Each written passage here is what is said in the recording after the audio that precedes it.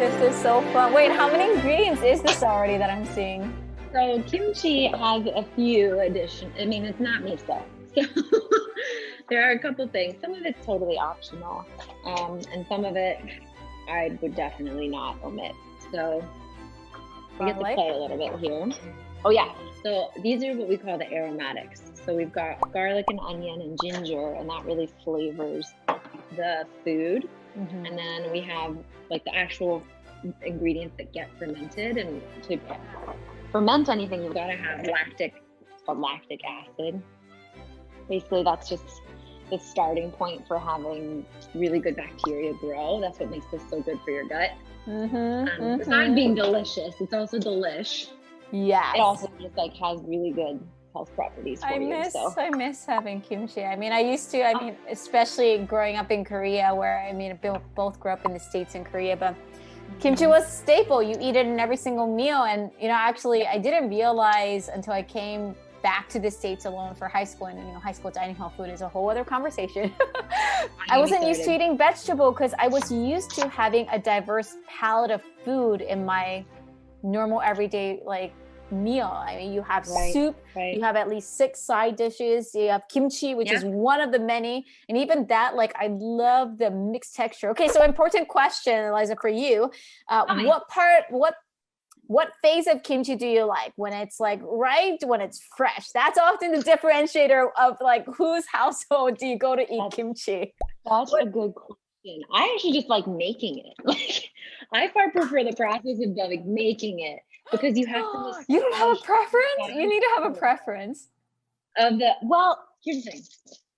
I really like cold kimchi. And you don't refrigerate it until after it's already fermented. But I like the zing that you get right before, just as it's turning. You're supposed to leave it fermenting for maybe anywhere from 5 to 15 days, depending on how much of that flavor you want, right? It blows my mind to be reminded of that. The time is so important. You can't skip that. It is. Patience is a virtue with that. And you have to it's you take care of it, but you let it do its thing. You just gotta let it figure itself out. And every batch is going to be a tiny bit different because you may have gotten a batch of cabbage that was washed with a slightly different chemical that came from the farm where it was picked up. You might get ginger that's a little older. You might get garlic that's a little younger. And it tastes very different.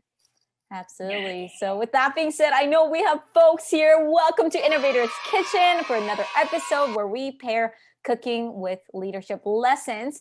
Let's take a bite into today's wisdom and good food. We're talking about kimchi as we celebrate Asian American Pacific Island Heritage Month in May.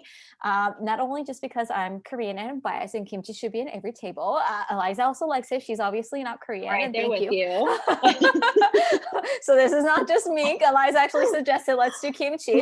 And there was one of the reasons why that you really brought up, which I loved, which is one of the things that kimchi really symbolizes for you when we were thinking about what's an Asian food that we want to celebrate, Asian American food. And you shared kimchi because you shared that that's a food that was different, considering, especially as a chef who sees a lot of different food. I mean, what was your first experience eating kimchi and why was that important for you?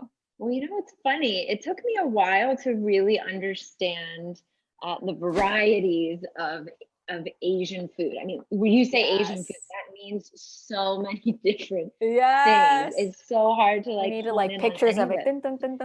Yeah, I mean, there's just so much. It's a rainbow of things, and there's so much beauty and flavor. But the thing that always drew me to specific parts of Asian food was the elegance and the simplicity and the highlighting of all of these foods that are so freaking good for you that it just is incredible.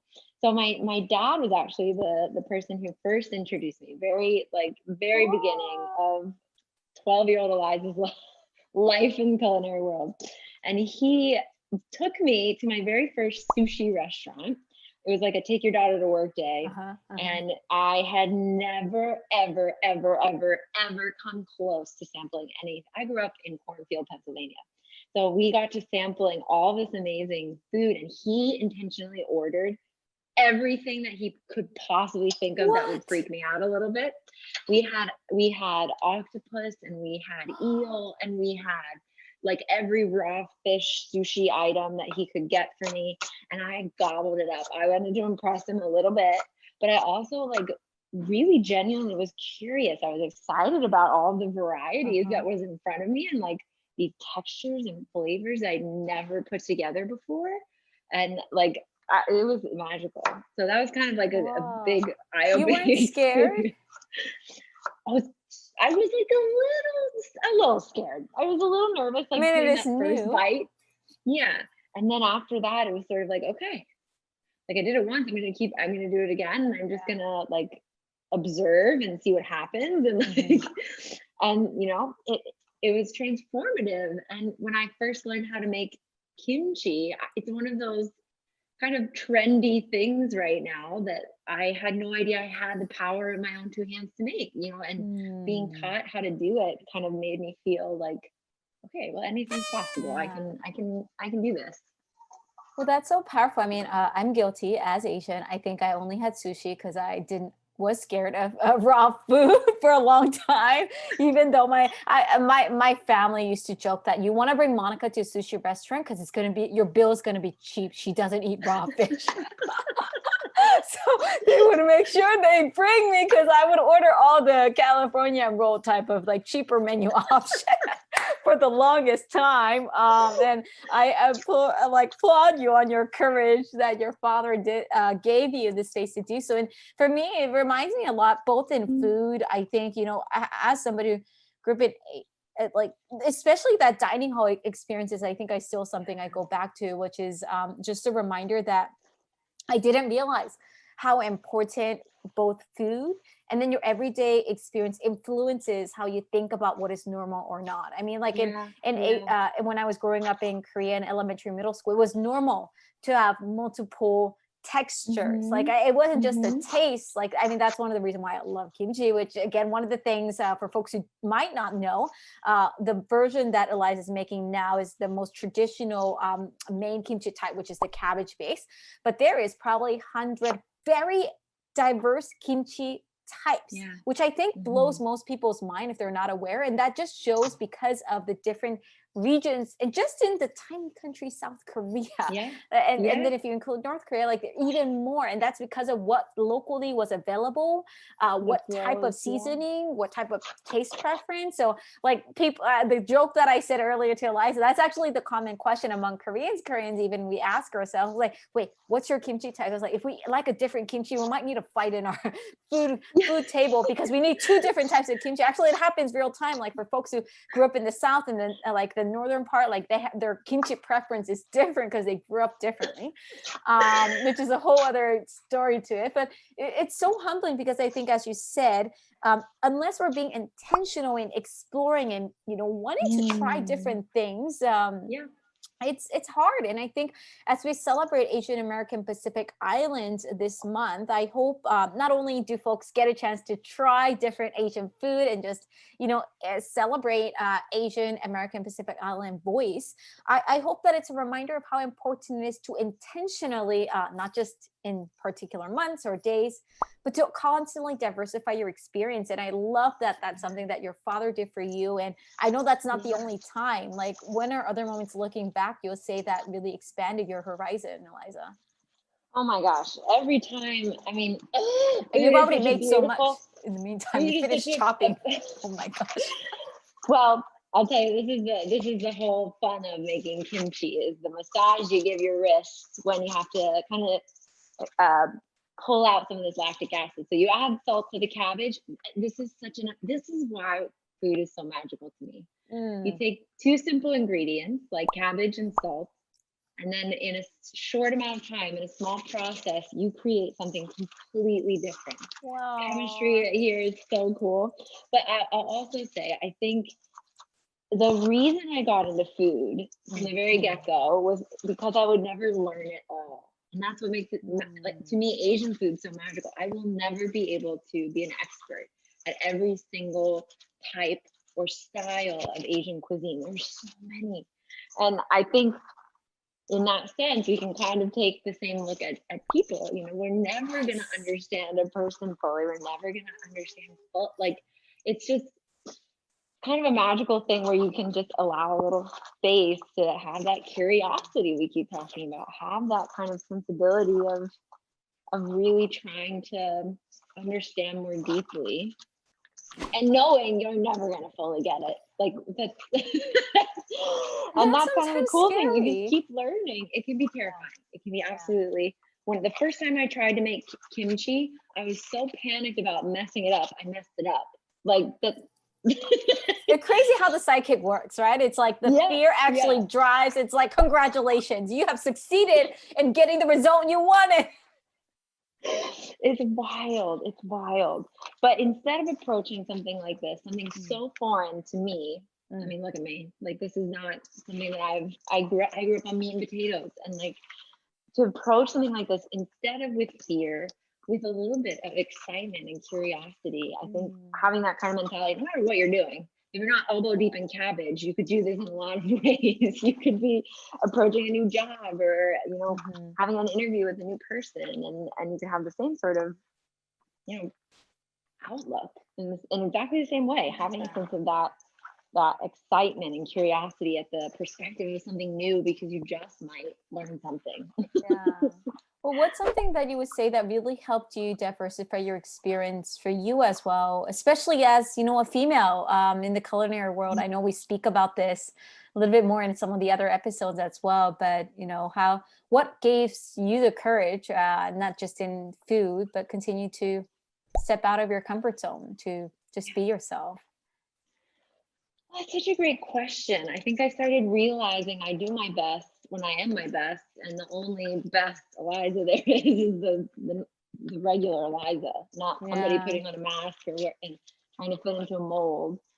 You know, I created beautiful food when I felt confident. I was, you know, making magical things happen when I really trusted my hands to do the work I had already put in. So, you know, like silly things like doing 600 covers in a day, and like, okay, we got through it, and I did a good job. Like, you know, that's crazy. Oh my gosh, learning wild. so much. But I think, I don't know. I think, no, what were you going to say, Monica? Go ahead. I'm curious. Wait, how much do you have to massages? I'm humbled because actually I'm guilty of being Korean who don't know how to make kimchi, which I need to go ask my mom, and she's going to scold me after this episode release. Or she's going to be so excited because you're going to learn something and you're going to be able to make it all by yourself. So here's the goal. You massage 5, maybe 7 minutes, and look how much water releases. You see all that liquid in the bottom? Wait, why is that? That's the lactic acid and the water getting pulled out. So for cruciferous veggies like cabbage, there's a lot of water inside. So what's happening is now you've created what we would call like the juice that's going to help the fermentation process. So the salt pulled the water out of the cabbage, and now all of this liquid is what it's gonna rest in. And the water, you know, bacteria likes wet, so that's how you've created a little bit of like something for the good bacteria to grow and ferment. And now I get to add all the other veggies. I love that. Love simple. that. Well, I love your way of cooking, which is having fun, but also simplifying everything. I'm a lover of that. And just a reminder of all these insights that you keep in mind. And I really appreciate it because honestly, I think even thinking about food as something more important and thinking how many leadership lessons that we walk away was something new. I don't think I really tied. I'm guilty. I think before meeting you, I was probably your perfect target audience, where it's like, you know, yes, I want to enjoy eating food, but like, I don't have time. I'm so busy. And I think, you know, because we feel like diversifying our experience also means that we're running and not actually taking the time to be curious for what's right in front of us, which is our everyday meal, and then actually celebrating. And I think this time has actually permitted me as well to take a more serious lens, I think, at all the small things in our everyday routine. And that aspects not only permits us to recognize small things as like, how indeed do you make kimchi that I used to grow up eating all the time, or things that's like, how can you do, you know, maybe your team meeting differently? How can you tackle burnout differently. And it's, we underestimate that. Which one is that on one? a different lens. Oh, this is my little baby bok choy. I like to add a little bit of this in. It gives it another little bit of crunch. Yes. Oh, that's the other thing I love about Asian cuisine. It's like the texture.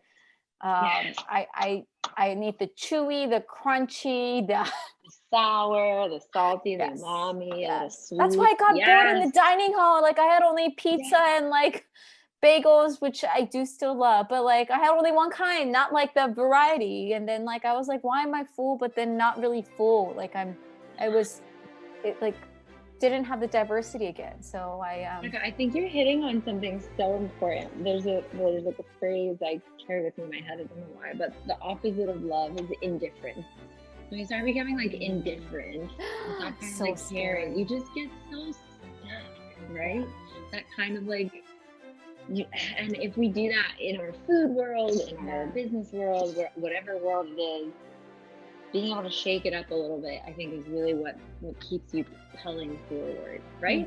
Well, you're an expert at that. Yes, it is so important. And this is the reason why I think even during this COVID time, I'm proud I took the opportunity to try different cooking approaches, different types of mixing things to see how the flavor changes. And it's a reminder every time of like the experiences that we intentionally build in our lives.